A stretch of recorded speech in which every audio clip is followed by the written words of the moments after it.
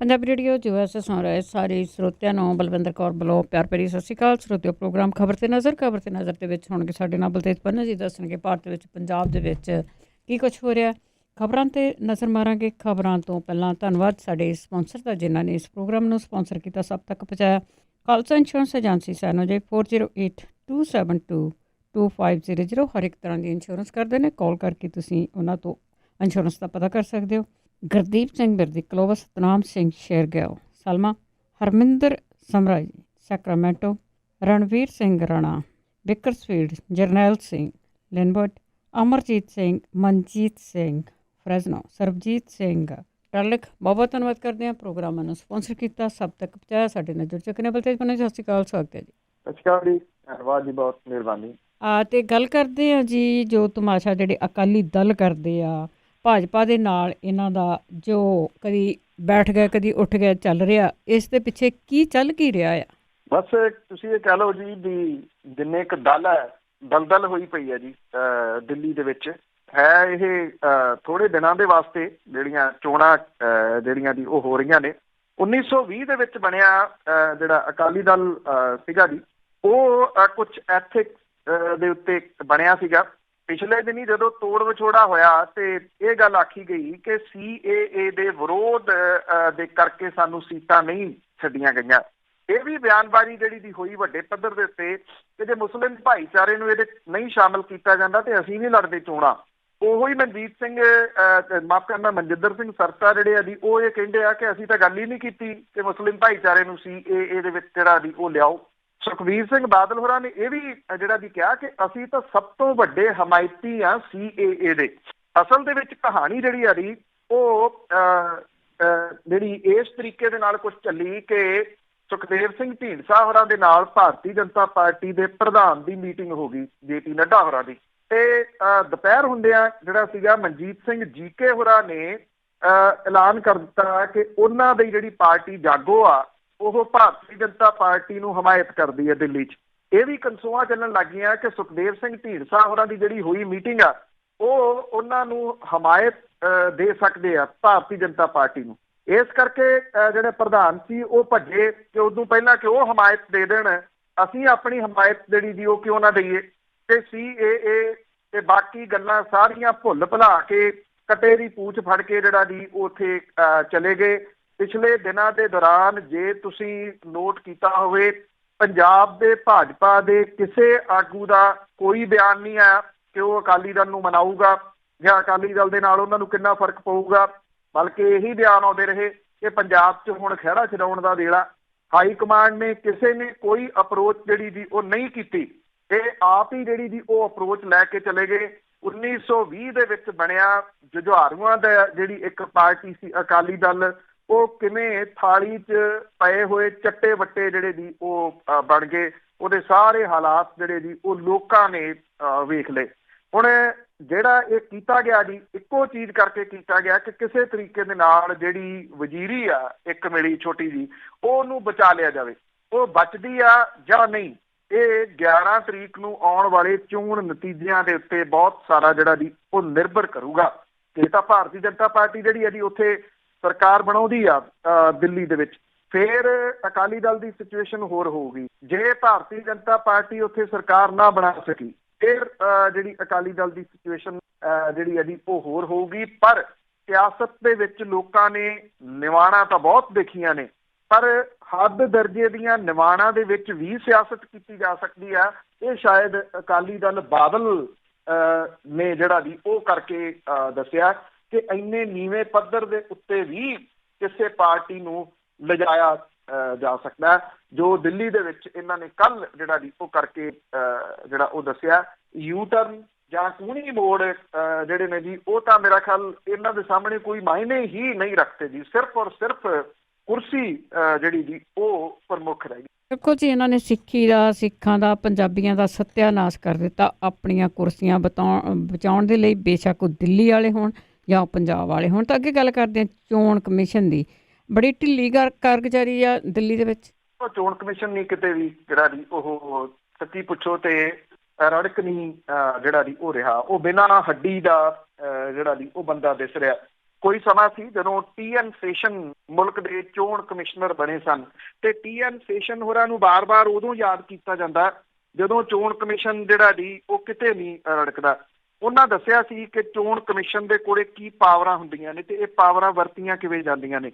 ਸ਼ਾਇਦ TN session ਤੋਂ ਬਾਅਦ ਜਿਹੜੀਆਂ ਸਿਆਸੀ ਪਾਰਟੀਆਂ ਸੀ ਉਹਨਾਂ ਨੇ ਇੱਕ ਗੱਲ ਦਾ ਤਹਈਆ ਕਰ ਲਿਆ ਕਿ ਜੇ ਮੁਲਕ ਦੀ ਸਿਆਸਤ ਦੇ ਉੱਤੇ ਕਾਬਜ ਹੋਣਾ ਤੇ ਪਹਿਲਾਂ ਕਬਜ਼ਾ ਜਿਹੜਾ ਚੋਣ ਕਮਿਸ਼ਨ ਦੇ ਉੱਤੇ ਕਰੋ ਤੇ ਫਿਰ ਉੱਥੇ ਜਿਹੜੇ ਸੀ ਸਿਆਸੀ ਰੀਤ ਇਹ ਬਣਾ ਕੇ ਰੱਖ ਦਿੱਤੀ।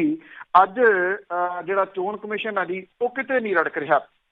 ਜਿੱਥੇ ਇੱਕ ਛੋਟੇ ਜਿਹੇ ਨਾਅਰੇ ਦੇ ਕਰਕੇ ਜਿਹੜਾ ਜੀ ਦੇਸ਼ ਧਰੋਹੀ ਦਾ ਮੁਕੱਦਮਾ ਦਰਜ ਹੋ ਜਾਂਦਾ, ਉੱਥੇ ਭਾਰਤੀ ਜਨਤਾ ਪਾਰਟੀ ਦੇ ਅਹਿਮ ਜਿਹੜੇ ਆਗੂ ਆ ਜੀ ਜਿੰਨੇ ਉਹਨਾਂ ਦੇ ਮੂੰਹ ਪਾਟੇ ਪਏ ਆ, ਕੋਈ ਕਾਰਵਾਈ ਨਹੀਂ ਹੋ ਰਹੀ। ਅਨੁਰਾਗ ਠਾਕਰ ਓਪਨਲੀ ਨਾਅਰਾ ਜਿਹੜਾ ਜੀ ਉਹ ਲਵਾਉਂਦਾ ਕਿ ਦੇਸ਼ ਕੇ ਗਦਾਰੋਂ ਕੋ ਗੋਲੀ ਮਾਰੋ ਵਾਲੀ ਗੱਲ ਕਰਦਾ, ਗੋਲੀ ਮਾਰਨ ਦੀ ਗੱਲ ਕਰਦਾ ਇੱਕ ਉੱਚ ਅਹੁਦੇ ਤੇ ਬੈਠਾ ਬੰਦਾ। ਪ੍ਰਵੇਸ਼ ਵਰਮਾ ਦੂਜਾ ਜਿਹੜਾ ਇਹ ਕਹਿੰਦਾ ਕਿ ਭਾਰਤੀ ਜਨਤਾ ਪਾਰਟੀ ਦੀ ਸਰਕਾਰ ਬਣ ਗਈ ਤਾਂ 1 ਘੰਟੇ ਦੇ ਵਿੱਚ ਸ਼ਾਹੀਨ ਬਾਗ ਜਿਹੜਾ ਜੀ ਉੱਥੋਂ ਸਾਰੇ ਲੋਕ ਉਠਾ ਦਿਆਂਗੇ। ਕਹਿੰਦਾ ਕਿ 11 ਤਰੀਕ ਤੋਂ ਬਾਅਦ ਜੇ ਸਰਕਾਰ ਬਣਦੀ ਹੈ 11 ਨੂੰ ਤਾਂ 11 ਤੋਂ ਬਾਅਦ ਇੱਕ ਵੀ ਪ੍ਰਦਰਸ਼ਨਕਾਰੀ ਦਿੱਲੀ 'ਚ ਨਹੀਂ ਦਿਸੂਗਾ। ਪ੍ਰਵੇਸ਼ ਵਰਮਾ ਇਹ ਵੀ ਕਹਿੰਦਾ ਕਿ ਭਾਰਤੀ ਜਨਤਾ ਪਾਰਟੀ ਦੀ ਸਰਕਾਰ ਬਣੀ ਤਾਂ ਦਿੱਲੀ ਦੇ ਵਿੱਚ ਸਰਕਾਰੀ ਜਿਹੜੀਆਂ ਜ਼ਮੀਨਾਂ ਨੇ ਉਹਨਾਂ ਦੇ ਉੱਤੇ ਬਣੀਆਂ ਮਸਜਿਦਾਂ ਨੂੰ ਜੰਦਰੇ ਲਵਾ ਦੂਗਾ। ਪਰ ਇਹਦੇ ਉੱਤੇ ਕਾਰਵਾਈ ਜਿਹੜੀ ਦੀ ਉਹ ਕੀ ਹੁੰਦੀ ਆ ਕਿ ਇਹਨਾਂ ਦੋਨਾਂ ਨੂੰ ਸਟਾਰ ਪ੍ਰਚਾਰਕਾਂ ਦੀ ਸੂਚੀ ਦੇ ਵਿੱਚੋਂ ਕੱਢਣ ਦੇ ਹੁਕਮ ਜਿਹੜੇ ਜੀ ਉਹ ਦਿੱਤੇ ਜਾਂਦੇ ਆ। ਅੱਛਾ, ਜਿਹੜੇ ਸਟਾਰ ਪ੍ਰਚਾਰਕ ਹੈ ਉਹਦੀ ਸੂਚੀ ਦੇ ਵਿੱਚੋਂ ਕੱਢਣ ਦਾ ਅਸਰ ਕੀ ਹੁੰਦਾ ਕਿ ਉਹਨਾਂ ਦਾ ਜਿਹੜਾ ਖਰਚਾ ਉਹ ਜਿਹੜਾ ਉਮੀਦਵਾਰ ਹੈ ਉਹਦੇ ਖਾਤੇ ਦੇ ਵਿੱਚ ਨਹੀਂ ਜਾਊਗਾ। ਜੇ ਉਹਨਾਂ ਨੇ ਪ੍ਰਚਾਰ ਕਰਨਾ ਤਾਂ ਉਹਨਾਂ ਨੂੰ ਆਪਣੇ ਪ੍ਰਚਾਰ ਦੇ ਖਰਚੇ ਝੱਲਣੇ ਪੈਣਗੇ। ਲੋ ਇਹਦਾ ਜਿਹੜਾ ਜੀ ਉਹ ਫਰਕ ਪਿਆ। ਜੇ ਇਹੀ ਗੱਲਾਂ ਕਿਸੇ ਵਿਰੋਧੀ ਧਿਰ ਦੇ ਵਿੱਚੋਂ ਕਾਂਗਰਸ ਜਾਂ ਆਮ ਆਦਮੀ ਪਾਰਟੀ ਨੇ ਕੀਤੀਆਂ ਹੁੰਦੀਆਂ ਜਾਂ ਫਿਰ ਕਿਸੇ JNU ਦੇ ਸਟੂਡੈਂਟ ਨੇ ਦੇਸ਼ ਕੇ ਗਦਾਰੋਂ ਤੋਂ ਗੋਲੀ ਮਾਰਨ ਵਾਲੀ ਜਿਹੜੀ ਦੀ ਉਹ ਗੱਲ ਕੀ ਹੁੰਦੀ ਤੇ ਹੁਣ ਨੂੰ ਕਦੋਂ ਦਾ ਉਹਨਾਂ ਦੇ ਉੱਤੇ ਦੇਸ਼ ਧਰੋਹ ਦਾ ਮੁਕੱਦਮਾ ਜਿਹੜਾ ਜੀ ਉਹ ਦਰਜ ਹੋ ਜਾਂਦਾ ਤੇ ਚੁੱਕ ਕੇ ਅੰਦਰ ਦਿੱਤੇ ਹੁੰਦੇ। ਆਮ ਆਦਮੀ ਪਾਰਟੀ ਦੇ ਵੱਲੋਂ ਅਮਿਤ ਸ਼ਾਹ ਦੇ ਉੱਤੇ 48 ਘੰਟਿਆਂ ਦੀ ਰੋਕ ਲਾਉਣ ਦੀ ਮੰਗ ਜਿਹੜੀ ਦੀ ਉਹ ਕੀਤੀ ਗਈ ਆ। ਇਹ ਕਿਹਾ ਗਿਆ ਕਿ ਇੱਕ ਫਰਜ਼ੀ ਵੀਡੀਓ ਜਿਹੜੀ ਸੀ ਉਹ ਇੱਥੋਂ ਪੰਜਾਬ ਤੋਂ ਹੀ ਨੇ ਹੰਸਰਾ ਨੇ ਕਿਸੇ ਸਕੂਲ ਦੇ ਵਿੱਚ ਜਾ ਕੇ ਬਣਾਤੀ ਵੀ ਆਹ ਸਕੂਲਾਂ ਦਾ ਹਾਲ ਹੈ ਤੇ ਉਹਨੂੰ ਅਮਿਤ ਸ਼ਾਹ ਹੋਰਾਂ ਨੇ ਆਪਣੇ ਜਿਹੜੇ ਉਹਨਾਂ ਦੇ ਸੋਸ਼ਲ ਜਿਹੜੇ ਅਕਾਊਂਟਸ ਨੇ ਉਹਨਾਂ ਨੇ ਸ਼ੇਅਰ ਕੀਤਾ। ਇਹ ਕਿਹਾ ਗਿਆ ਕਿ ਇਹ ਫੇਕ ਵੀਡੀਓ ਆ। ਇਹਦੇ ਹੰਸੋਰੀ ਵੀ ਜਿਹੜਾ ਦੀ ਉਹ ਸ਼ਾਮਲ ਨੇ। ਇਹ ਕਿਹਾ ਗਿਆ ਕਿ ਅਮਿਤ ਸ਼ਾਹ ਹੋਰਾਂ ਦੇ ਉੱਤੇ ਪਾਬੰਦੀ ਲਾਈ ਜਾਵੇ। 48 ਘੰਟਿਆਂ ਦੀ ਚੋਣ ਕਮਿਸ਼ਨ ਨੇ ਅਜੇ ਸੁਣੀ ਨਹੀਂ। ਕਾਂਗਰਸ ਨੇ ਪ੍ਰਧਾਨ ਮੰਤਰੀ ਦੇ ਉੱਤੇ ਚੋਣ ਜ਼ਾਬਤੇ ਦੀ ਉਲੰਘਣਾ ਦੇ ਦੋਸ਼ ਜਿਹੜੇ ਜੀ ਉਹ ਲਾਏ ਆ। ਇਹ ਆਖਿਆ ਕਿ MC ਦੀ ਰੈਲੀ ਨੂੰ ਸੰਬੋਧਨ ਕਰਕੇ ਚੋਣ ਜ਼ਾਬਤੇ ਦੀ ਉਲੰਘਣਾ ਕੀਤੀ ਗਈ ਹੈ ਪਰ ਅਜੇ ਤੱਕ ਕਿਸੇ ਤਰ੍ਹਾਂ ਦੀ ਕੋਈ ਕਾਰਵਾਈ ਦੀ ਜਿਹੜੀ ਦੀ ਉਹ ਕਨਸੋ ਨਹੀਂ ਹੈ ਜੀ।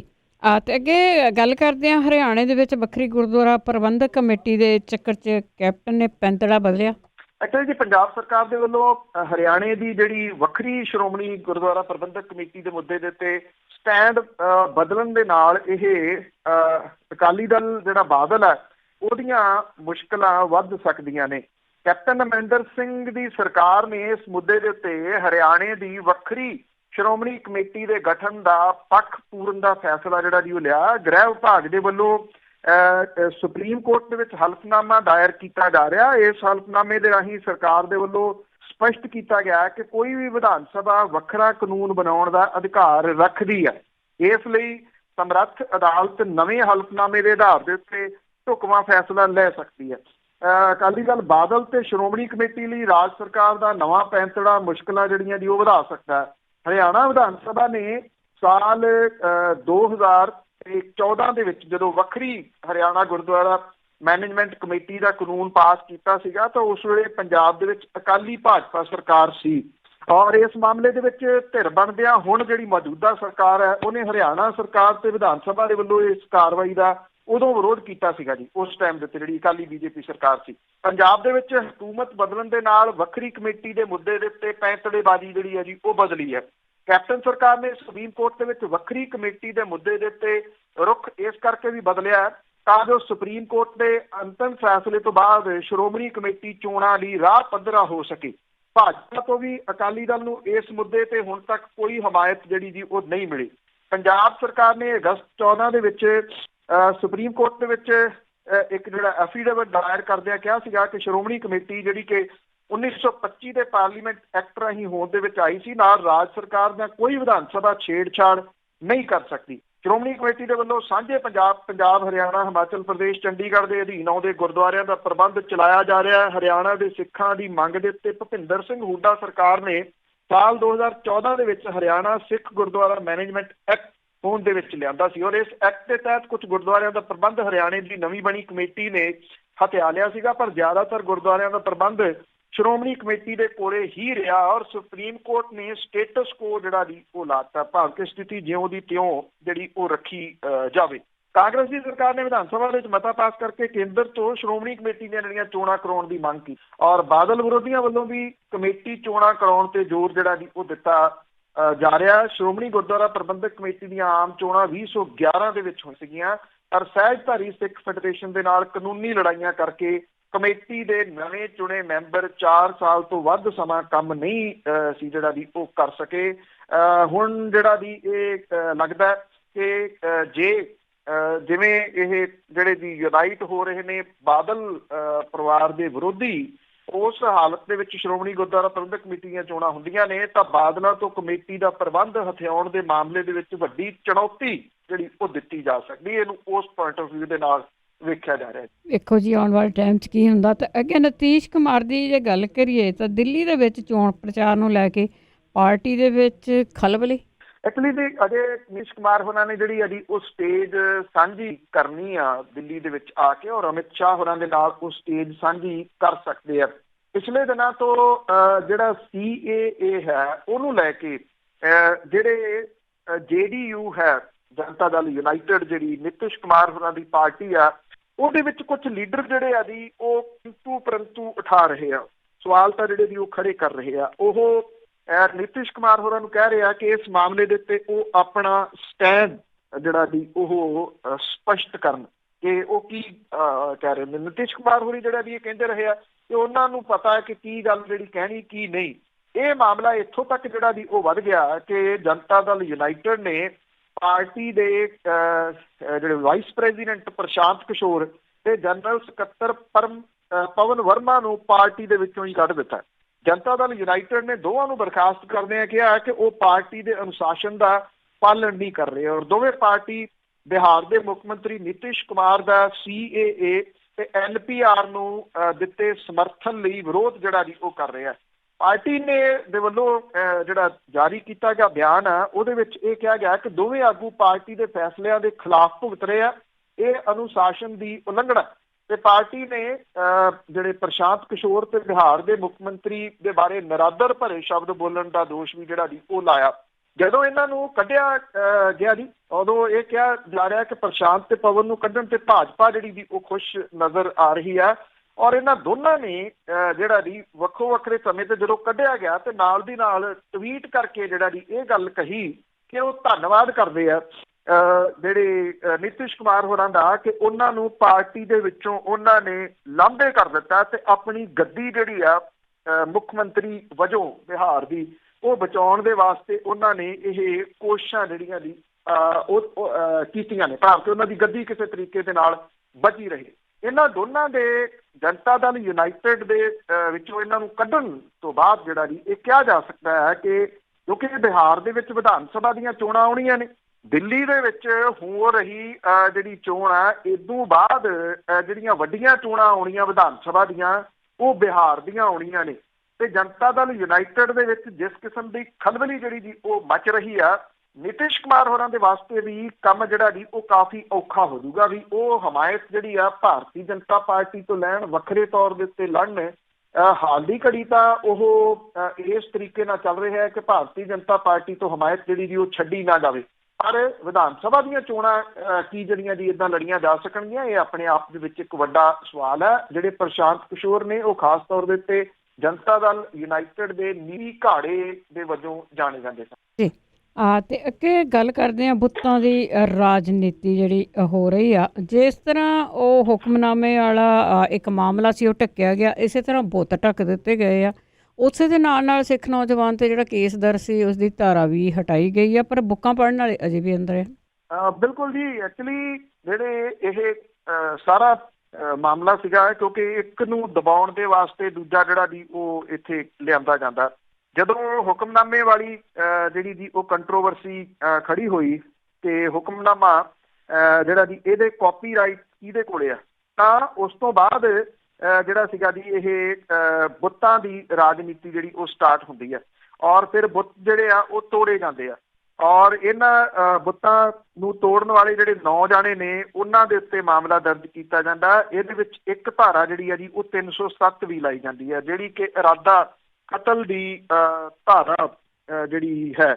ਔਰ ਮੁੱਖ ਮੰਤਰੀ ਹੋਰੀ ਜਿਹੜੇ ਦੀ ਉਹ ਕਹਿੰਦੇ ਕਿ ਉਹਨਾਂ ਨੇ ਅਕਾਲ ਤਖਤ ਦੇ ਜਥੇਦਾਰ ਦੇ ਨਾਲ ਇਸ ਮਾਮਲੇ ਦੇ ਉੱਤੇ ਗੱਲ ਕੀਤੀ ਤੇ ਫਿਰ ਉਹਨਾਂ ਨੇ ਇਹ ਕਿਹਾ ਕਿ ਇਹ ਬੁੱਤ ਜਿਹੜੇ ਨੇ ਇਹ ਵਿਰਾਸਤੀ ਜਿਹੜੀ ਆ ਉੱਥੋਂ ਹਟਾਏ ਜਾਣਗੇ, ਕਿਸੇ ਜਿਹੜੀ ਜੀ ਢੁਕਵੀਂ ਜਗ੍ਹਾ ਦੇ ਉੱਤੇ ਲਾਏ ਜਾਣਗੇ। ਹੁਣ ਉਹ ਢੁਕਵੀਂ ਜਗ੍ਹਾ ਕਿਹੜੀ ਆ, ਇਹ ਕੌਣ ਜਿਹੜਾ ਜੀ ਉਹ ਤੈਅ ਕਰੂਗਾ। ਇਹ ਆਖਿਆ ਗਿਆ ਜਿਹੜਾ ਮਹਿਕਮਾ ਉਹਨੂੰ, ਇਹ ਉਹੀ ਮਹਿਕਮਾ ਹੈ ਜਿਹਨੇ ਪਹਿਲਾਂ ਇਹ ਢੁਕਵੀਂ ਜਗ੍ਹਾ ਲੱਭੀ ਸੀਗੀ ਔਰ ਉਸ ਸਮੇਂ ਜਿਹੜੀ ਸ਼੍ਰੋਮਣੀ ਗੁਰਦੁਆਰਾ ਪ੍ਰਬੰਧਕ ਕਮੇਟੀ ਦੇ ਜਿਹੜੇ ਆਗੂ ਸਨ ਜਾਂ ਸ਼੍ਰੋਮਣੀ ਗੁਰਦੁਆਰਾ ਪ੍ਰਬੰਧਕ ਕਮੇਟੀ ਤੇ ਦਮਦਮੀ ਟਕਸਾਲ ਦੇ ਮੁਖੀ ਵੀ ਉਸ ਵੇਲੇ ਉੱਥੇ ਹਾਜ਼ਰ ਸਨ ਜਦੋਂ ਇਹ ਬੁੱਤ ਜਿਹੜੇ ਆ ਜੀ ਉਹ ਲਾਏ ਗਏ ਆ।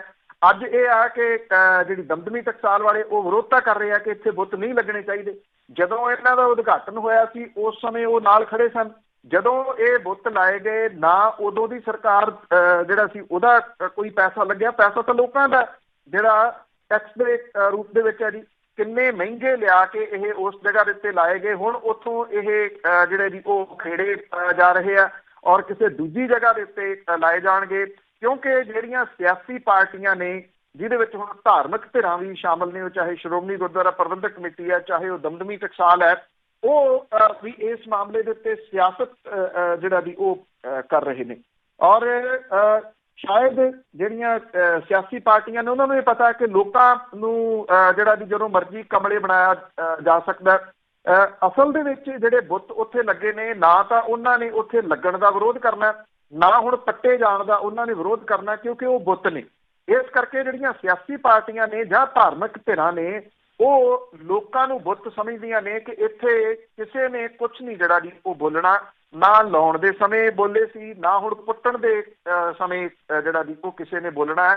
ਇੱਕ ਧਿਰ ਆਉਂਦੀ ਆ ਉਹ ਲਿਆ ਕੇ ਬੁੱਤ ਇੱਥੇ ਸਥਾਪਿਤ ਕਰ ਦਿੰਦੀ ਆ, ਜਿਹੜੀ ਕਿ ਇਹ ਕਹਿੰਦੀ ਆ ਕਿ ਉਹ ਪੰਥਕ ਜਮਾਤ ਹੈ, ਇੱਕੋ ਇੱਕ ਪੰਥਕ ਜਮਾਤ ਹੈ ਜਿਹੜੀ ਕਿ ਸਿੱਖਾਂ ਦੀ ਨੁਮਾਇੰਦਗੀ ਕਰਦੀ ਆ, ਉਹ ਬੁੱਤ ਲਾਉਂਦੀ ਆ। ਉਹਨਾਂ ਦੀ ਹੀ ਧਿਰ ਦੇ ਕੁਝ ਬੰਦੇ ਜਿਹੜੇ ਨੇ ਫਿਰ ਉਹ ਬੁੱਤ ਤੋੜਦੇ ਆ ਔਰ ਫਿਰ ਜਿਹੜੀ ਸਰਕਾਰ ਜਿਹੜੀ ਮੁੱਖ ਮੰਤਰੀ ਆ ਜੀ ਉਹ ਉੱਥੋਂ ਬੁੱਤ ਹਟਾਉਣ ਦੀ ਗੱਲ ਜਿਹੜੀ ਜੀ ਉਹ ਕਰਦੇ ਆ। ਪਰ ਇਸ ਸਭ ਕਾਸੇ ਦੇ ਵਿੱਚ ਜਿਹੜੀ ਉਹ ਗੱਲ ਹੁਕਮਨਾਮੇ ਵਾਲੀ ਆਈ ਸੀਗੀ ਕਿ ਹੁਕਮਨਾਮੇ ਦੇ ਕਾਪੀਰਾਈਟ ਕਿਹਦੇ ਕੋਲੇ ਆ, ਜਿਹੜੇ ਇੰਨੇ ਪੈਸੇ ਇੱਕ ਚੈਨਲ ਦੇ ਵੱਲੋਂ ਜਿਹੜੇ ਜੀ ਉਹ ਬਣਾਏ ਜਾ ਰਹੇ, ਉਹ ਮਾਮਲਾ ਕਿੱਥੇ ਆ।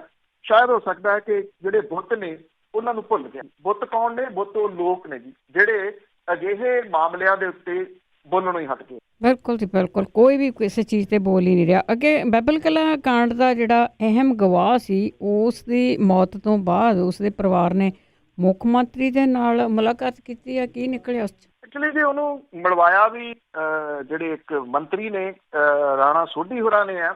ਇਹ ਥੋੜੀ ਜਿਹੀ ਖਿੱਚਾ ਤੋਂ ਕਾਂਗਰਸ ਦੀ ਅੰਦਰੂਨੀ ਜਿਹੜੀ ਦੀ ਉਹ ਕਹੀ ਜਾ ਸਕਦੀ ਆ। ਵੈਸੇ ਸੁਰਜੀਤ ਸਿੰਘ ਦੇ ਪਰਿਵਾਰ ਨੇ ਜਿਹੜੇ ਦੋਸ਼ ਲਾਏ ਆ ਉਹ ਬੜੇ ਗੰਭੀਰ ਆ।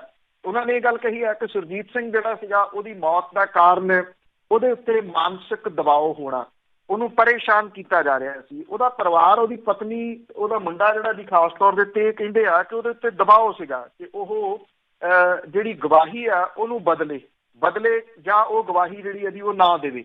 ਜੇ ਇਦਾਂ ਦੀ ਜਿਹੜੀ ਗੱਲ ਆ ਤੇ ਬੇਹੱਦ ਗੰਭੀਰ ਸੀਗੀ। ਇਹਨਾਂ ਨੇ ਕਾਂਗਰਸੀ ਜਿਹੜੇ ਚੀਜ਼ ਦੀ ਉਹਨਾਂ ਦੇ ਉੱਤੇ ਕੁਝ ਦੋਸ਼ ਲਾਏ। ਇਹਨਾਂ ਦੇ ਵਿੱਚ ਇੱਕ ਕੈਬਨਿਟ ਮੰਤਰੀ ਜਿਹੜਾ ਗੁਰਪ੍ਰੀਤ ਸਿੰਘ ਕਾਂਗੜ ਆ ਉਹਨਾਂ ਦੇ ਉੱਤੇ ਔਰ ਫਰੀਦਕੋਟ ਤੋਂ MLA ਨੇ ਕਿੱਕੀ ਢਿੱਲੋਂ ਉਹਨਾਂ ਦੇ ਉੱਤੇ ਦੋਸ਼ ਲਾਏ। ਇਹਨਾਂ ਦੋਨਾਂ ਨੇ ਇੱਕ ਪ੍ਰੈਸ ਕਾਨਫਰੰਸ ਕੀਤੀ ਸੀ ਪਿਛਲੇ ਦਿਨੀ।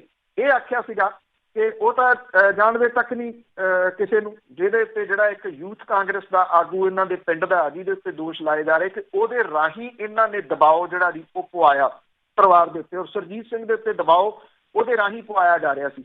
ਇਹ ਕਹਿੰਦੇ ਉਹਨੂੰ ਜਾਣਦੇ ਨਹੀਂ ਤੇ ਮੁੜ ਕੇ ਉਹਦੀਆਂ ਫੋਟੋਆਂ ਜਿਹੜੀਆਂ ਸੀਗੀਆਂ ਪਰਿਵਾਰ ਨੇ ਜਾਰੀ ਕਰਤੀਆਂ ਵੀ ਆਹ ਨਾਲ ਖੜਾ ਇਹਨਾਂ ਦੀ, ਉਹ ਇਹਨਾਂ ਦਾ ਖਾਸਮ ਖਾਸ ਹੈ। ਹੁਣ ਮੁੱਖ ਮੰਤਰੀ ਦੇ ਨਾਲ ਮੁਲਾਕਾਤ ਹੋਈ, ਬੇਸ਼ੱਕ ਮੁੱਖ ਮੰਤਰੀ ਦੇ ਦਫ਼ਤਰ ਨੇ ਤਾਂ ਕੁਛ ਜਿਹੜਾ ਜੀ ਉਹ ਨਹੀਂ ਦੱਸਿਆ ਇਸ ਮੁਲਾਕਾਤ ਦੇ ਬਾਰੇ ਦੇ ਵਿੱਚ, ਪਰ ਇਹ ਕਿਹਾ ਗਿਆ ਕਿ ਮੁੱਖ ਮੰਤਰੀ ਹੋਰਾਂ ਨੇ ਕਿਹਾ ਕਿ ਇਹ 'ਤੇ ਕਾਰਵਾਈ ਕਰਾਂਗੇ। ਹੁਣ ਜਿਹੜੀ ਰਿਪੋਰਟ ਆ ਰਹੀ ਆ ਉਹ ਇਹ ਦੱਸਦੀ ਆ ਕਿ ਇੱਥੇ ਜਿਹੜਾ ਚੌਂਕੀ ਇੰਚਾਰਜ ਸੀਗਾ ਉਹਨੂੰ ਬਦਲ ਦਿੱਤਾ ਗਿਆ। ਹੁਣ ਚੌਂਕੀ ਇੰਚਾਰਜ ਦੀ ਇੰਨੀ ਤਾਂ ਜਿਹੜੀ ਦੀ ਜ਼ਰੂਰਤ ਨਹੀਂ ਹੁੰਦੀ ਕਿ ਉਹ ਆਪਣੇ ਤੌਰ ਦੇ ਉੱਤੇ ਅਜਿਹਾ ਦਬਾਓ ਜਿਹੜਾ ਦੀ ਉਹ ਪਾਵੇ। ਉਹ ਕਿਹਦੇ ਕਹੇ ਦੇ ਉੱਤੇ ਦਬਾਓ ਪਾ ਰਿਹਾ ਸੀਗਾ? ਇੱਕ ਚੌਂਕੀ ਇੰਚਾਰਜ ਜਿਹੜਾ ਦੀ ਉਹ ਬਦਲ ਕੇ ਜਿਹੜੀ ਕਾਂਗਰਸ ਆ ਜਾਂ ਸਰਕਾਰ ਹੈ ਉਹਨੇ ਇਹ ਪਰਿਵਾਰ ਨੂੰ ਦੱਸਣ ਦੀ ਕੋਸ਼ਿਸ਼ ਕੀਤੀ ਕਿ ਲਓ ਜੀ ਕਾਰਵਾਈ ਉਹਦੇ ਉੱਤੇ ਜਿਹੜੀ ਦੀ ਉਹ ਕਰ ਦਿੱਤੀ। ਹੁਣ ਇਸ ਸਾਰੀ ਜਿਹੜਾ ਦੀ ਮਾਮਲਾ ਉਹਦਾ ਕੀ ਬਣੂਗਾ, ਕਿਉਂਕਿ ਇਹਦੇ ਉੱਤੇ ਅੱਜ ਵੀ ਜਿਹੜੀ ਦੀ ਉਹ ਸਿਆਸਤ ਹੀ ਹੋ ਰਹੀ ਹੈ। ਜਦੋਂ ਸਿਆਸਤ ਹੋ ਰਹੀ ਹੈ ਫਿਰ ਉਹਦੇ ਵਿੱਚੋਂ ਜਿਹੜਾ ਇਨਸਾਫ ਹੈ ਉਹ ਨਹੀਂ ਮਿਲਦਾ ਹੁੰਦਾ। ਇੰਨਾ ਆ ਕਿ ਧਿਰਾਂ ਬਦਲ ਗਈਆਂ ਨੇ, ਸਿਰ ਬਦਲ ਗਿਆ। ਜਿਹੜੇ ਸਿਰ 15 ਦੇ ਵਿੱਚ ਵਾਪਰੀਆਂ ਘਟਨਾਵਾਂ ਦੇ ਸਮੇਂ ਵਿਰੋਧੀ ਧਿਰਾਂ ਦੇ ਵਿੱਚ ਬੈਠੇ ਸੀਗੇ ਉਹ ਸਿਰ ਅੱਜ ਸੱਤਾਧਾਰੀ ਧਿਰਾਂ ਦੇ ਵਿੱਚ ਬੈਠੇ ਆ, ਤੇ ਜਿਹੜੇ ਉਦੋਂ ਸੱਤਾਧਾਰੀ ਸੀ ਉਹ ਵਿਰੋਧੀ ਧਿਰਾਂ ਦੇ ਵਿੱਚ ਆ। ਜਿਹੜੇ ਉਦੋਂ ਪਰਿਵਾਰਾਂ ਦੇ ਨਾਲ ਖੜੇ ਸੀਗੇ ਅੱਜ ਉਹ ਪਰਿਵਾਰਾਂ ਦੇ ਉਲਟ ਆ, ਤੇ ਜਿਹੜੇ ਉਦੋਂ ਪਰਿਵਾਰਾਂ ਦਾ ਵਿਰੋਧ ਕਰਦੇ ਸੀ ਅੱਜ ਉਹ ਇਹ ਦੱਸਣ ਦੀ ਕੋਸ਼ਿਸ਼ ਕਰ ਰਹੇ ਆ ਅਸੀਂ ਤਾਂ ਇਹਨਾਂ ਪੀੜਤ ਪਰਿਵਾਰਾਂ ਦੇ ਨਾਲ ਹੈ। ਇਹ ਬਦਕਿਸਮਤੀ ਜਿਹੜੀ ਜੀ ਇਸ ਸਾਰੇ ਮੁੱਦੇ ਦੀ ਹੈ ਜੀ ਸਭ ਤੋਂ ਵੱਡੀ ਬਦਕਿਸਮਤੀ ਹੀ ਇਹ ਆ ਕਿ ਇਹਦੇ ਉੱਤੇ ਸਿਆਸਤ ਤੇ ਸਿਰਫ ਸਿਆਸਤ। ਪਰ ਜਿਨ੍ਹਾਂ ਦੇ ਨਾਲ ਸਿਆਸਤ ਹੋ ਰਹੀ ਉਹ ਵੀ ਨਹੀਂ ਸਮਝ ਰਹੇ। ਤਾਂ ਅੱਗੇ ਗੱਲ ਕਰਦੇ ਹਾਂ ਅਕਾਲੀ ਦਲ ਦੀ। ਜੋ ਪਿੱਛੇ ਜਿਹੇ ਇਲੈਕਸ਼ਨਾਂ ਹੋ ਗਏ ਹਟੀਆਂ, ਜੋ ਫੰਡ ਆਏ ਸੀਗੇ ਉਹ ਸਿਰਫ ਤੇ ਸਿਰਫ ਬਾਦਲ ਪਰਿਵਾਰ ਨੇ ਹੀ ਵਰਤੇ। ਤੇ ਬੜਾ ਜਿਹੜਾ ਦੀ ਉਹ ਅਹਿਮ ਹੈ ਕਿ ਜਿੰਨਾ ਖਜ਼ਾਨਾ ਸੀਗਾ ਅਕਾਲੀ ਦਲ ਦਾ ਉਹਨੇ ਬਾਦਲ ਪਰਿਵਾਰ ਦੇ ਮੈਂਬਰਾਂ ਦੀਆਂ ਮੌਜਾਂ ਜਿਹੜੀਆਂ ਦੀ ਉਹ ਲਾਈਆਂ ਜੀ। ਚੋਣਾਂ ਦੇ ਵਿੱਚ ਫੰਡਾਂ ਦਾ ਗੱਫਾ ਜਿਹੜਾ ਸੀਗਾ ਜੀ ਉਹ ਅਕਾਲੀ ਦਲ ਦੇ ਜਿਹੜਾ ਖਜ਼ਾਨਾ ਉਹਦੇ ਵਿੱਚੋਂ ਇਕੱਲੇ ਬਾਦਲਾਂ ਨੂੰ ਮਿਲਿਆ। ਲੋਕ ਸਭਾ ਚੋਣਾਂ ਜਿਹੜੀਆਂ ਪਿਛਲੀਆਂ ਸੀਗੀਆਂ ਜੀ ਉਹਦੇ ਵਿੱਚ ਅਕਾਲੀ ਦਲ ਦੇ 10 ਉਮੀਦਵਾਰ ਖੜੇ ਸੀਗੇ, ਪਰ ਚੋਣ ਫੰਡ ਸਿਰਫ ਸੁਖਬੀਰ ਸਿੰਘ ਬਾਦਲ ਤੇ ਹਰਸਿਮਰਤ ਕੌਰ ਬਾਦਲ ਨੂੰ ਮਿਲਿਆ। ਬਠਿੰਡੇ ਦੀ ਸੀਟ ਤੋਂ ਹਰਸਿਮਰਤ ਕੌਰ ਬਾਦਲ ਨੂੰ ਪਾਰਟੀ ਨੇ ਚੋਣ ਫੰਡ ਦੇ ਵਜੋਂ 40 ਲੱਖ ਤੇ 99,000 ਰੁਪਏ ਦਿੱਤੇ, ਔਰ ਫਿਰੋਜ਼ਪੁਰ ਸੀਟ ਤੋਂ ਸੁਖਬੀਰ ਸਿੰਘ ਬਾਦਲ ਨੂੰ 40 ਲੱਖ ਰੁਪਇਆ ਦਿੱਤਾ ਕਿਉਂਕਿ ਗਰੀਬੜੇ ਉਮੀਦਵਾਰ ਸਨ। ਔਰ ਸ਼੍ਰੋਮਣੀ ਅਕਾਲੀ ਦਲ ਨੇ ਜਿਹੜੇ ਰਾਖਵੇਂ ਹਲਕਿਆਂ ਦੇ ਉਮੀਦਵਾਰ ਸੀ ਉਹਨਾਂ ਨੂੰ ਵੀ ਕੋਈ ਚੋਣ ਫੰਡ ਜਿਹੜਾ ਦੀ ਉਹ ਨਹੀਂ ਦਿੱਤਾ। ਲੋਕ ਸਭਾ ਚੋਣਾਂ ਦੇ ਵਿੱਚ ਔਰਬਿਟ ਐਵੀਏਸ਼ਨ ਨੂੰ 37 ਲੱਖ ਤੇ 99,000 ਰੁਪਏ ਜਿਹੜੇ ਉਹ ਦਿੱਤੇ ਗਏ। ਅਕਾਲੀ ਦਲ ਨੇ ਚੋਣ ਕਮਿਸ਼ਨ ਦੇ ਕੋਲੇ ਇਹ ਖਰਚੇ ਦੇ ਵੇਰਵੇ ਜਿਹੜੇ ਉਹ ਦਿੱਤੇ ਆ, ਜਿਹਦੇ ਵਿੱਚ ਉਹਨਾਂ ਨੇ ਆਪ ਹੀ ਇਹ ਸਾਰਾ ਖੁਲਾਸਾ ਜਿਹੜਾ ਦੀ ਉਹ ਕੀਤਾ ਕਿ ਕਿਸੇ ਉਮੀਦਵਾਰ ਨੂੰ, ਆਮ ਉਮੀਦਵਾਰ ਨੂੰ ਜਿਹੜਾ ਉਹਨਾਂ ਦੀ ਪਾਰਟੀ ਦਾ ਸੀ, ਕੋਈ ਫੰਡ ਨਹੀਂ ਦਿੱਤਾ। ਅਕਾਲੀ ਦਲ ਨੇ ਲੋਕ ਸਭਾ ਚੋਣਾਂ ਦੇ ਵਿੱਚ 8 ਕਰੋੜ ਤੇ 61 ਲੱਖ ਰੁਪਈਆ ਪਾਰਟੀ ਦਾ ਖਰਚ ਕੀਤਾ। ਵਿਧਾਨ ਸਭਾ ਚੋਣਾਂ ਦੇ ਵਿੱਚ 2017 ਚ ਪਾਰਟੀ ਦਾ ਚੋਣ ਖਰਚਾ 15 ਕਰੋੜ 67 ਲੱਖ ਰੁਪਈਆ ਸੀਗਾ। ਵਿਧਾਨ ਸਭਾ ਚੋਣਾਂ ਦੇ ਵਿੱਚ ਜਦੋਂ 2017 ਦੇ ਵਿੱਚ ਪਾਰਟੀ ਨੇ ਸਿਰਫ ਪਟਿਆਲੇ ਤੋਂ ਉਮੀਦਵਾਰ ਜੇ ਸਿੰਘ ਨੂੰ ਚੋਣ ਫੰਡ ਦੇ ਵਜੋਂ 20 ਲੱਖ ਰੁਪਈਆ ਦਿੱਤਾ ਸੀਗਾ। ਲੋਕ ਸਭਾ ਚੋਣਾਂ ਦੇ ਵਿੱਚ ਪਾਰਟੀ ਦੇ ਸਟਾਰ ਪ੍ਰਚਾਰਕ ਤਾਂ ਬਹੁਤ ਸੀਗੇ, ਪਰ ਹੈਲੀਕਾਪਟਰ ਦੀ ਵਰਤੋਂ ਸਿਰਫ ਬਾਦਲ ਪਰਿਵਾਰ ਨੇ। ਪ੍ਰਕਾਸ਼ ਸਿੰਘ ਬਾਦਲ ਨੇ 4 ਵਾਰੀ, ਸੁਖਬੀਰ ਸਿੰਘ ਬਾਦਲ ਨੇ 11 ਵਾਰੀ ਜਿਹੜਾ ਸੀਗਾ ਜੀ ਉਹ ਪਾਰਟੀ ਦੇ ਖਰਚੇ ਤੋਂ ਹੈਲੀਕਾਪਟਰ ਦੀ ਵਰਤੋਂ ਕੀਤੀ। ਹੈਲੀਕਾਪਟਰ ਵੀ ਚੋਣਾਂ ਦੇ ਵਿੱਚ ਔਰਬਿਟ ਕੰਪਨੀ ਦਾ ਵਰਤਿਆ ਗਿਆ ਜਿਹੜੀ ਇਹਨਾਂ ਦੀ ਆਪਣੀ ਹੈ ਜੀ। ਔਰ ਔਰਬਿਟ ਹੈਲੀਕਾਪਟਰ ਦੀ ਵਰਤੋਂ 9 ਦੌਰਿਆਂ ਦੇ ਉੱਤੇ ਹੋਈ, ਜਦੋਂ ਕਿ ਦੂਜੀ ਕੰਪਨੀ ਦੇ ਹੈਲੀਕਾਪਟਰ 5 ਵਾਰੀ ਜਿਹੜੇ ਜੀ ਉਹ ਵਰਤੇ ਗਏ। ਚੋਣ ਖਰਚੇ ਦੇ ਵਿੱਚ ਹੈਲੀਕਾਪਟਰਾਂ ਦਾ ਖਰਚਾ 54,73,000 ਦਿਖਾਇਆ ਗਿਆ ਜੀ, ਜਿਹਦੇ ਵਿੱਚ 37 ਲੱਖ ਤੇ 99,000 ਰੁਪਇਆ ਇਕੱਲੇ ਔਰਬਿਟ ਐਵੀਏਸ਼ਨ ਦਾ। ਔਰ ਇਸ ਤੋਂ ਬਿਨਾਂ ਅਸੈਂਬਲੀ ਚੋਣਾਂ ਦੇ ਵਿੱਚ 2017 ਦੇ ਵਿੱਚ ਵੀ ਔਰਬਿਟ ਹੈਲੀਕਾਪਟਰ ਵਰਤਿਆ ਗਿਆ, ਜਿਹਦੇ ਪਾਰਟੀ ਖਜ਼ਾਨੇ ਦੇ ਵਿੱਚੋਂ 1 ਕਰੋੜ 37 ਲੱਖ ਰੁਪਏ ਜਿਹੜੇ ਸੀ ਉਹ ਦਿੱਤੇ ਗਏ। ਉਦੋਂ ਵੀ ਇਕੱਲੇ ਬਾਦਲ ਪਰਿਵਾਰ ਨੇ ਹੈਲੀਕਾਪਟਰ ਦੀ ਵਰਤੋਂ ਕੀਤੀ। ਔਰ 2012 ਦੀਆਂ ਚੋਣਾਂ ਦੇ ਵਿੱਚ ਵੀ ਹੈਲੀਕਾਪਟਰਾਂ ਦੇ ਸਫ਼ਰ ਦੇ ਉੱਤੇ 1 ਕਰੋੜ 41 ਲੱਖ ਰੁਪਏ ਦਾ ਖਰਚਾ ਕੀਤਾ ਗਿਆ ਸੀ। ਵਰਤਿਆ ਉਦੋਂ ਵੀ ਸਾਰੇ ਦਾ ਸਾਰਾ ਜਿਹੜਾ ਜੀ ਉਹ ਸਿਰਫ ਬਾਦਲ ਪਰਿਵਾਰ ਨੇ। ਬਾਕੀ ਦੇ ਤਾਂ ਫਿਰ ਬਹੁਤੀ ਆ ਅਕਾਲੀ ਦਲ ਦੇ ਵਿੱਚ ਵੀ। ਤੇ ਅੱਗੇ ਗੱਲ ਕਰਦੇ ਆ ਅਖੀਰ ਦੇ ਵਿੱਚ ਪ੍ਰਤਾਪ ਬਾਜਵਾ ਤੇ ਦੁੱਲੋ ਦੀ, ਉਹਨਾਂ ਨੇ ਜੋ ਪੰਜਾਬ ਸਰਕਾਰ ਦੀ ਮੀਟਿੰਗ ਹੋਈ ਸੀ, ਪੰਜਾਬ ਸਰਕਾਰ ਨੂੰ ਘੇਰਿਆ।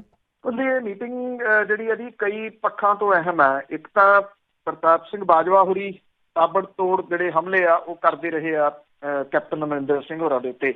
ਪਾਰਟੀ ਨੇ ਇਸ ਮਾਮਲੇ ਦੇ ਉੱਤੇ ਕੋਈ ਨੋਟਿਸ ਵਗੈਰਾ ਜਿਹੜਾ ਜੀ ਉਹ ਪ੍ਰਤਾਪ ਸਿੰਘ ਬਾਜਵਾ ਹੋਰਾਂ ਨੂੰ ਨਹੀਂ ਦਿੱਤਾ। ਸ਼ਮਸ਼ੇਰ ਸਿੰਘ ਦੁੱਲੋ ਹੋਰੀ ਦੂਸਰੇ ਰਾਜ ਸਭਾ ਦੇ ਮੈਂਬਰ ਨੇ ਜਿਹੜੇ ਲਗਾਤਾਰ ਜਿਹੜੇ ਵੀ ਕੈਪਟਨ ਅਮਰਿੰਦਰ ਸਿੰਘ ਹੋਰਾਂ ਦੀ ਸਰਕਾਰ ਦੇ ਉੱਤੇ ਕਿੰਤੂ ਪਰੰਤੂ ਉਠਾਉਂਦੇ ਰਹੇ ਆ, ਪਰ ਪ੍ਰਤਾਪ ਸਿੰਘ ਬਾਜਵਾ ਹੋਰਾਂ ਨੇ ਕੁਝ ਜ਼ਿਆਦਾ ਜਿਹੜੇ ਆ ਜੀ ਕਿੰਤੂ ਪਰੰਤੂ ਕੀਤੇ ਆ। ਜਿਹੜੀ ਇਹ ਮੀਟਿੰਗ ਲਾਈ ਤਾਂ ਗਈ ਸੀਗੀ ਕਿ ਜਿਹੜਾ ਕੇਂਦਰੀ ਬਜਟ ਆਉਣਾ ਉਹਦੇ ਉੱਤੇ ਤਿਆਰੀ ਕੀਤੀ ਜਾ ਸਕੇ। ਇਹਦੇ ਵਿੱਚ ਕਾਂਗਰਸ ਦੇ ਲੋਕ ਸਭਾ ਦੇ ਮੈਂਬਰ ਤੇ ਰਾਜ ਸਭਾ ਦੇ ਮੈਂਬਰਾਂ ਨੂੰ ਸੱਦਿਆ ਜਿਹੜਾ ਜੀ ਉਹ ਗਿਆ ਸੀਗਾ, ਪਰ ਇਹ ਕਿੰਤੂ ਪਰੰਤੂ ਜਿਹੜਾ ਜੀ ਇੱਥੇ ਵੀ ਸਰਕਾਰ ਦੇ ਉੱਤੇ ਹੀ ਹੁੰਦਾ ਰਿਹਾ। ਜਿਹੜੀ ਇਹਦੇ ਵਿੱਚ ਮਾਈਨਿੰਗ ਵਾਲੇ ਜਿਹੜੀ ਗੈਰ ਕਾਨੂੰਨੀ ਮਾਈਨਿੰਗ ਆ, ਰੇਤ ਮਾਫੀਆ, ਬੱਜਰੀ ਮਾਫੀਆ, ਉਹਦੇ ਉੱਤੇ ਗੱਲ ਹੋਈ। ਟਰਾਂਸਪੋਰਟ ਮਾਫੀਏ ਤੇ ਸਵਾਲ ਉਠਾਏ ਗਏ। ਬਿਜਲੀ ਦੇ ਵਧੇ ਰੇਟਾਂ ਦੇ ਉੱਤੇ ਸਵਾਲ ਉਠਾਏ ਗਏ। ਸ਼ਰਾਬ ਦੀ ਹੋ ਰਹੀ ਵੱਡੇ ਪੱਧਰ ਦੀ ਸਮਗਲਿੰਗ ਦੇ ਉੱਤੇ ਸਵਾਲ ਜਿਹੜੇ ਸੀ ਉਹ ਉਠਾਏ ਗਏ। ਪ੍ਰਤਾਪ ਸਿੰਘ ਬਾਜਵਾ ਨੇ ਕਿਹਾ ਕਿ ਹਰਿਆਣਾ, ਚੰਡੀਗੜ੍ਹ ਤੇ ਰਾਜਸਥਾਨ ਦੀ ਸ਼ਰਾਬ ਦੀ ਸਮਗਲਿੰਗ ਪੰਜਾਬ 'ਚ ਹੋ ਰਹੀ ਹੈ। ਜਿਹੜੀ ਸ਼ਰਾਬ ਪੰਜਾਬ ਦੇ ਵਿੱਚ ਨਹੀਂ ਬਣਦੀ, ਉਹ ਸਮਗਲਿੰਗ ਦੇ ਜ਼ਰੀਏ ਆ ਰਹੀ ਹੈ। ਸਰਕਾਰ ਨੂੰ ਕਈ 100 ਕਰੋੜ ਰੁਪਏ ਦਾ ਨੁਕਸਾਨ ਹੋ ਰਿਹਾ। ਸ਼ਮਸ਼ੇਰ ਸਿੰਘ ਦੁੱਲੋਂ ਤੇ ਮੁਹੰਮਦ ਸਦੀਕ ਨੇ ਕਿਹਾ ਕਿ ਪਿਛਲੀ ਸਰਕਾਰ ਦੇ ਵੇਲੇ ਜਦੋਂ ਟਰਾਂਸਪੋਰਟ ਮਾਫੀਆ ਕੰਮ ਕਰ ਰਿਹਾ ਸੀ, ਅੱਜ ਵੀ ਕਰੀ ਜਾਂਦਾ। ਉਹ ਕਹਿੰਦੇ ਬਾਦਲ ਪਰਿਵਾਰ ਦਾ ਹੀ ਜ਼ਿਕਰ ਕਰ ਲਓ ਤੇ ਉਹਨਾਂ ਨੇ ਨਵੀਆਂ ਬੱਸਾਂ ਜਿਹੜੀਆਂ ਦੀ ਹੋਰ ਲੈ ਲਈਆਂ, ਜਦੋਂ ਕਿ ਸਰਕਾਰੀ ਬੱਸਾਂ ਦਾ ਕੀ ਹਾਲ ਹੈ ਇਹ ਜਿਹੜਾ ਜੀ ਉਹ ਸਭ ਨੂੰ ਦਿਸਦਾ। ਪ੍ਰਤਾਪ ਸਿੰਘ ਬਾਜਵਾ ਨੇ ਇਹ ਵੀ ਉਠਾਇਆ ਜੀ ਕਿ ਟਰਾਂਸਪੋਰਟ ਤੇ ਜਿਹੜਾ ਇਹ ਰੇਤ ਮਾਫੀਆ ਉਹਦੇ ਉੱਤੇ ਸਟੇ ਕਿਉਂ ਲੱਗਿਆ। ਇਹ ਵੀ ਕਿਹਾ ਗਿਆ ਕਿ ਜਿਹੜੇ ਰਾਜਨੀਤਿਕ ਲੋਕਾਂ ਦੇ ਨਾਮ ਤਸਕਰੀ ਦੇ ਵਿੱਚ ਸ਼ਾਮਲ ਹੈ, ਉਹਦੇ ਬਾਰੇ STF ਦੀ ਹਾਈ ਕੋਰਟ ਦੇ ਵਿੱਚ ਬੰਦ ਲਿਫਾਫੇ ਦੇ ਕੇ ਆਏ ਸੀ। ਸਰਕਾਰ ਨੇ ਅਜੇ ਤੱਕ ਇਹ ਲਿਫਾਫੇ ਜਿਹੜੇ ਜੀ ਉਹ ਖੁਲਵਾਏ ਕਿਉਂ ਨਹੀਂ? ਇਹ ਬੜੇ ਵੱਡੇ ਸਵਾਲ ਨੇ ਜੀ। ਪਰ ਜਿਹੜੇ ਮੁੱਖ ਮੰਤਰੀ ਨੇ ਜੀ, ਉਹਨਾਂ ਨੇ ਜਿਹੜਾ ਇੱਕ ਤਰੀਕਾ ਅਪਣਾਇਆ ਹੋਇਆ ਜੀ, ਉਹ ਇਹ ਹੈ ਕਿ ਇੱਕ ਚੁੱਪ 100 ਸੁੱਖ। ਉਹ ਕਿਸੇ ਮਸਲੇ ਦੇ ਉੱਤੇ ਕੋਈ ਹਾਂ ਹੂੰ ਜਿਹੜਾ ਜੀ ਉਹ ਜਵਾਬ ਨਹੀਂ ਦੇ ਰਹੇ, ਚੁੱਪ ਕਰਕੇ ਜਿਹੜਾ ਜੀ ਉਹ ਬੈਠੇ ਨੇ। ਸਵਾਲ ਇਹ ਵੀ ਉਠਾਇਆ ਗਿਆ ਕਿ 3 ਸਾਲ ਹੋ ਗਏ, ਸਰਕਾਰ ਨੇ ਹੁਣ ਤੱਕ ਕੀ ਕੀਤਾ ਤੇ 2 ਸਾਲਾਂ ਤੋਂ ਬਾਅਦ ਲੋਕਾਂ ਦੇ ਮੂਹਰੇ ਵਿਧਾਨ ਸਭਾ ਚੋਣਾਂ ਦੇ ਵਿੱਚ ਕਿਵੇਂ ਜਾਣਾ। ਬਿਲਕੁਲ ਜੀ, ਬਿਲਕੁਲ ਡੰਗ ਟਪਾਊ ਸਾਰਾ ਕੁਛ। ਬਹੁਤ ਬਹੁਤ ਧੰਨਵਾਦ ਬਲਤੇਜ ਪੰਨੂ ਜੀ। ਮਿਹਰਬਾਨੀ ਜੀ, ਧੰਨਵਾਦ ਜੀ, ਸਤਿ ਸ਼੍ਰੀ ਅਕਾਲ। ਸਤਿ ਸ਼੍ਰੀ ਅਕਾਲ ਜੀ। ਤਾਂ ਸਰੋਤੇ ਸਨ ਬਲਤੇਜ ਪੰਨੂ ਜੀ ਸਾਡੇ ਨਾਲ ਜੁੜਦੇ ਨੇ, ਕਰਦੇ ਨੇ ਖਬਰਾਂ। ਇਸੇ ਦੇ ਨਾਲ ਸਾਡਾ ਅੱਜ ਦਾ ਬੁਲਟਨ ਇੱਥੇ ਸਮਾਪਤ। ਬਲਵਿੰਦਰ ਕੌਰ ਵੱਲੋਂ ਵੀ ਆਪ ਸਭ ਨੂੰ ਹੀ ਸਤਿ ਸ਼੍ਰੀ ਅਕਾਲ।